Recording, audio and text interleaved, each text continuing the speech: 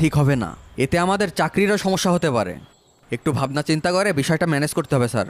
দেখেন, scene create করবেন না। আপনার কথা থাকলে আমার উকিলের সাথে কথা বলেন।